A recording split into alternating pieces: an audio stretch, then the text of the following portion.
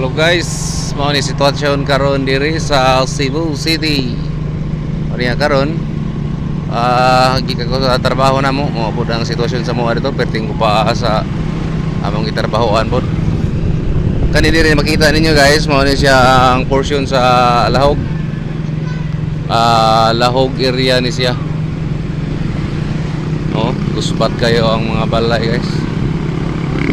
Murag wa may itsura.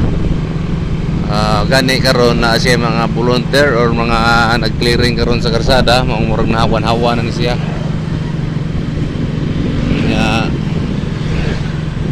pulos yun ng katagamtan taron o binaparte sa Cebu sa mga sa Bohol kani ko kabalita na ron kung saan ay kahimtang na mo sa mga kay kini laging wala na po yung signal dito kay way ka-chargean tong mga one ito kay na-burn out sama diri karon sa Cebu.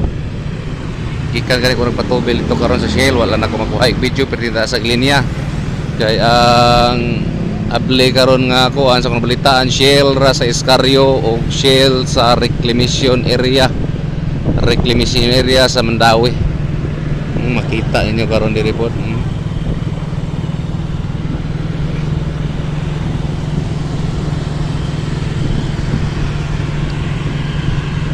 Gusbat yun. Ano ni ang mga nasa balibon. Guba kayo ang mga balay. Unya murag ipanitan, iupawan mga balay oh. Kaya diri nga portion guys, mao ni ang portion sa Sudlon Lahog na ni si Sapa.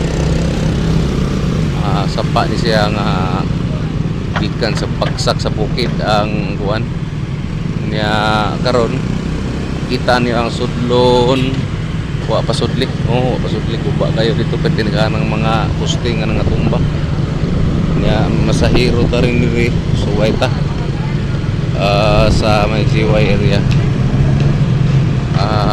mo try ta kay basi na mga pasahiro. Salamat guys, thank you for watching. Thank you.